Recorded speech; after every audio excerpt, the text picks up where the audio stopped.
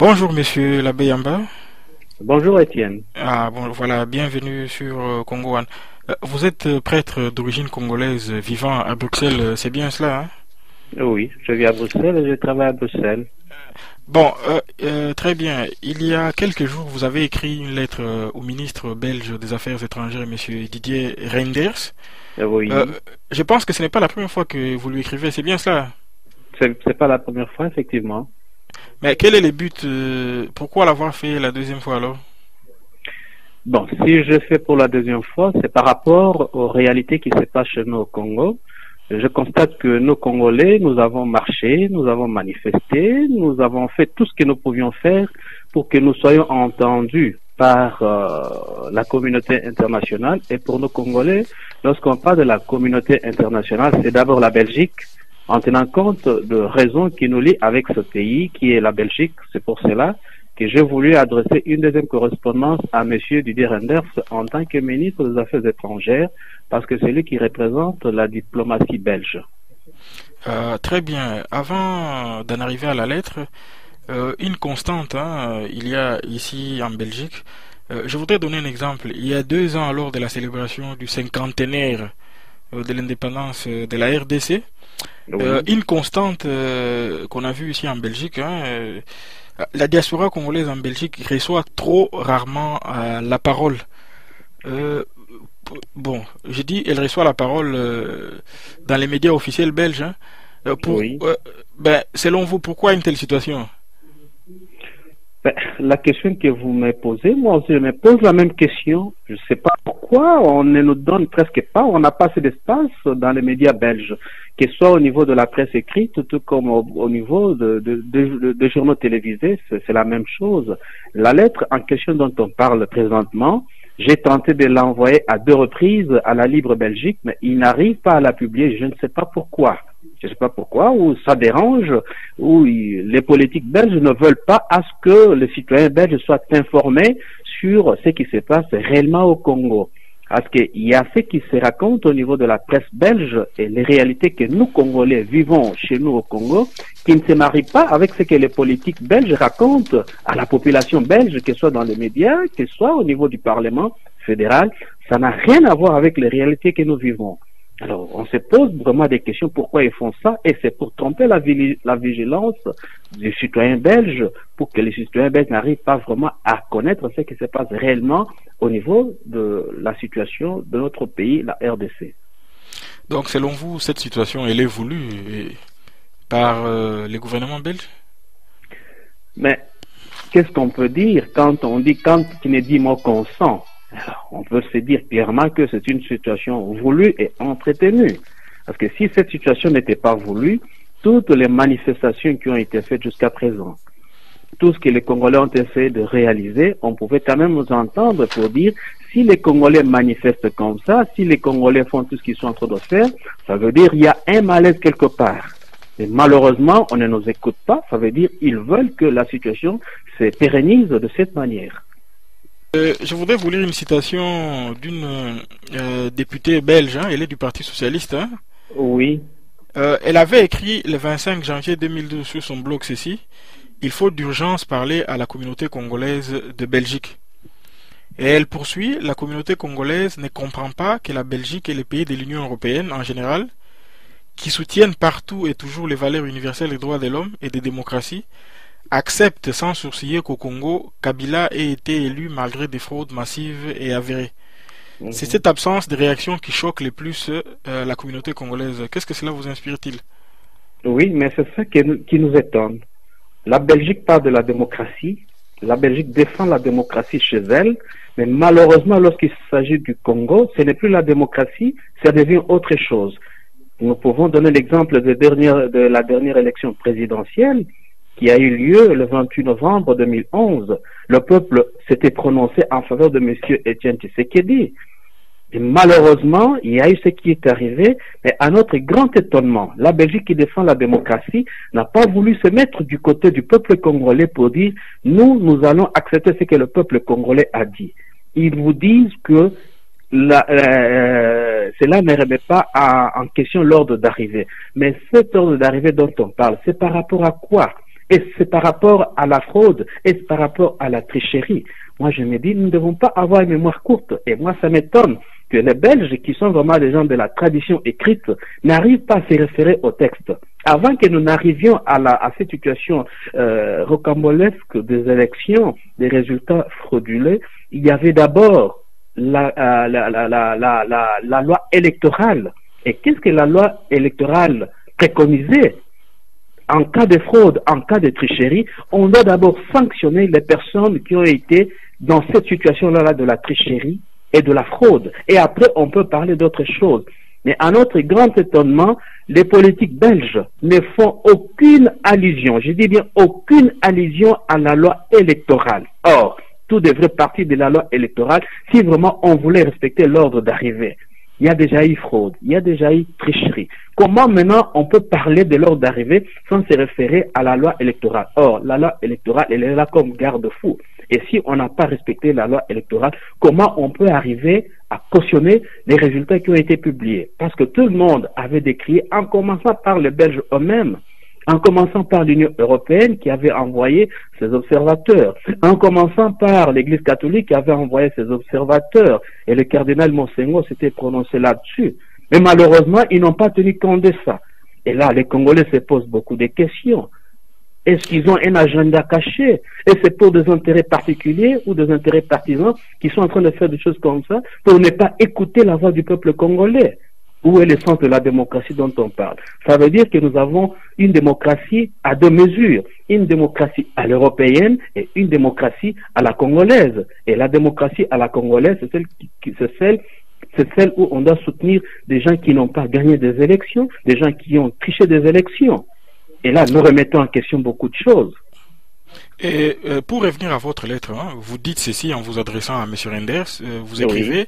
Malheureusement, nous constatons que vous continuez à être sourd à tous nos cris de détresse. Oui. Au nom de certains intérêts, vous avez décidé de sacrifier tout un peuple. Un peuple qui souffre et qui vit sous l'empire d'un régime tyrannique. Mais dites-nous là, c'est plus qu'une interpellation, c'est un véritable réquisitoire que vous faites contre... Bien sûr, nous savons que dans ce qui se passe au Congo, on dit le malheur des uns fait le bonheur des autres. Au moment où nous parlons, nous Congolais, nous sommes prêts. Même s'il faut qu'on puisse nous tuer, même si on veut qu'on puisse nous couper des têtes, nous sommes prêts. Parce que le sang du peuple congolais a coulé et ça continue à couler, on n'en parle pas. Au moment où nous sommes en train de parler avec vous, Étienne, il paraît que notre frère Diomi Dongala n'est plus en vie. Ça se raconte, nous ne savons pas encore. Et pourquoi les gens doivent accepter à ce qu'une telle situation perdure dans ce pays? Les enfants des autres, ils continuent à aller en vacances, ils continuent à aller à l'école sans problème. Nous, aujourd'hui, nous avons des frères et des sœurs qui ne savent pas se faire soigner, qui ne savent pas aller à l'école normalement. Comment on peut accepter une telle situation? Et tout ça, ça nous montre qu'il y a des intérêts cachés il y a des intérêts cachés là derrière. Parce que s'il n'y avait pas d'intérêt, si on s'est préoccupé du peuple congolais, on pouvait quand même dire non, il faut que nous arrivions à faire quelque chose pour ce peuple congolais. Mais malheureusement, on ne le fait pas. Au nom de quoi? Au nom de certains intérêts cachés. Moi, je peux répondre que oui, il y a des intérêts cachés, mais on ne veut pas nous le dire et nous le savons. Mais monsieur, pour revenir au cas, monsieur Renders, en 2006, nous l'avions tous vu, monsieur Renders a été à Lubumbashi remettre des cadeaux d'anniversaire à monsieur Joseph Kabila. C'est au nom de quoi?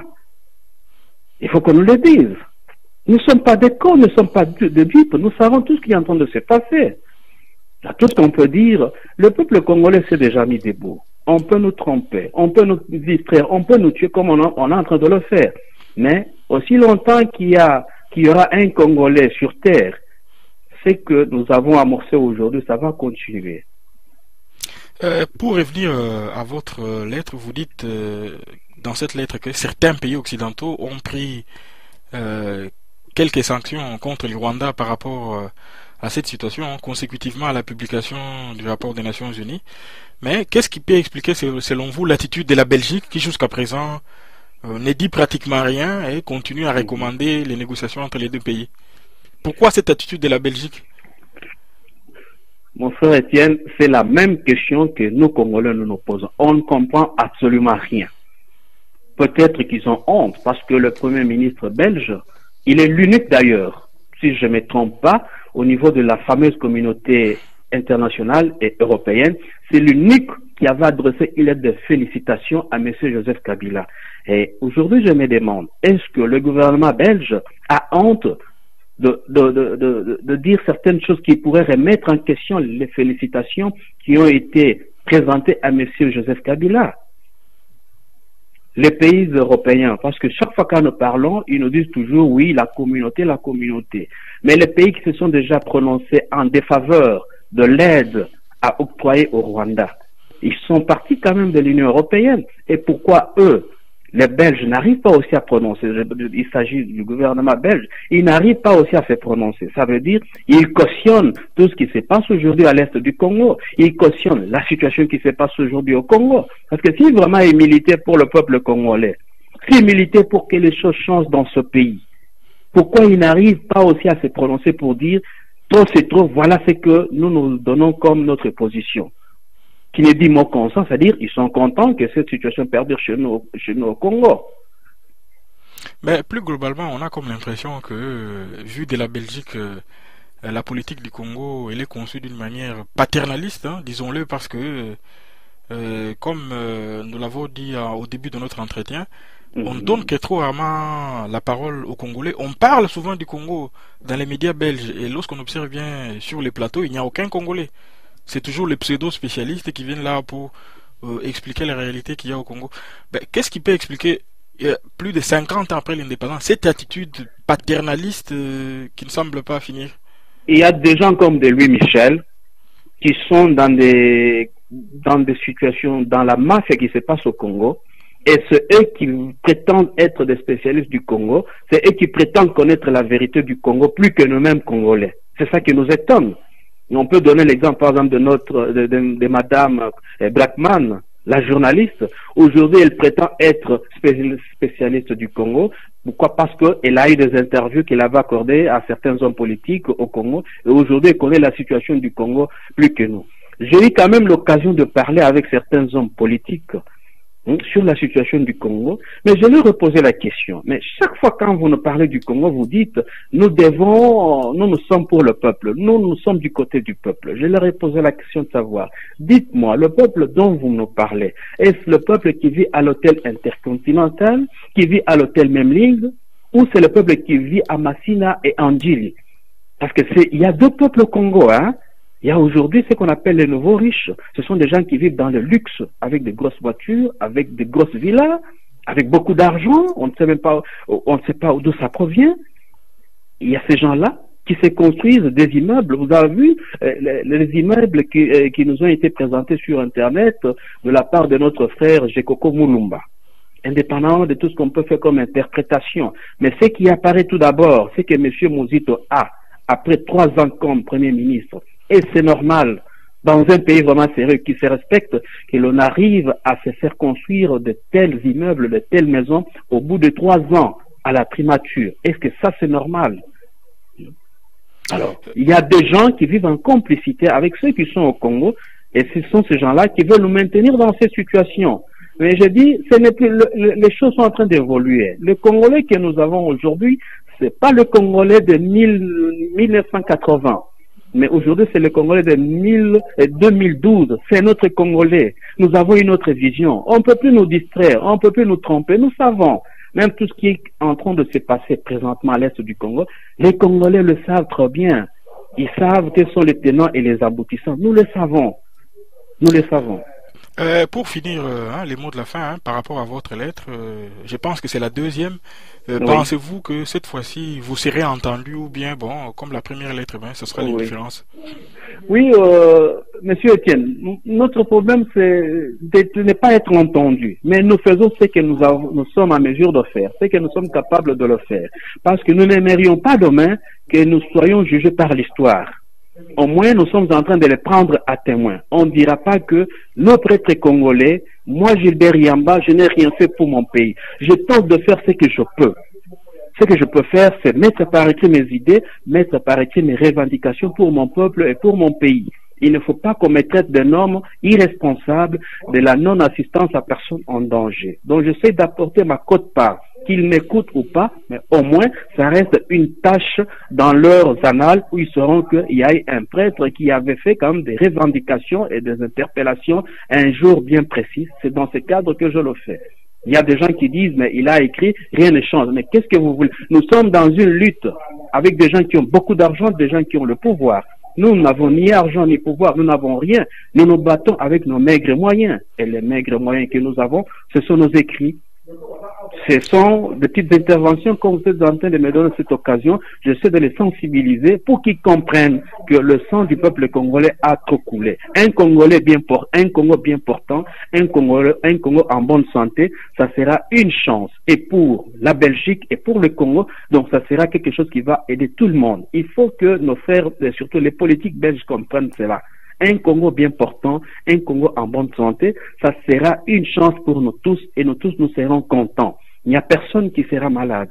Si nous avons un Congo dirigé par des gens responsables, consciencieux et compétents, je pense que ils auront aussi des choses à gagner, ils auront aussi des choses à faire avancer. Moi, je dis toujours, nos frères ne doivent pas avoir peur. Nous, le seul Congolais a des richesses, mais nous n'avons pas les technologies de pointe. Nous aurons toujours besoin d'eux. On ne peut jamais se désolidariser d'eux pour dire, voilà, nous avons atteint le niveau, nous avons tout ce qu'il nous faut, donc nous n'avons pas besoin de l'autre. Nous avons et nous aurons toujours besoin d'eux, qu'ils comprennent que nous avons besoin d'une bonne gouvernance au Congo. Nous n'avons pas besoin d'une bande des mafieux qui sont au Congo, des gens qui ne cherchent qu'à s'enrichir personnellement et qui laissent leur population dans la souffrance.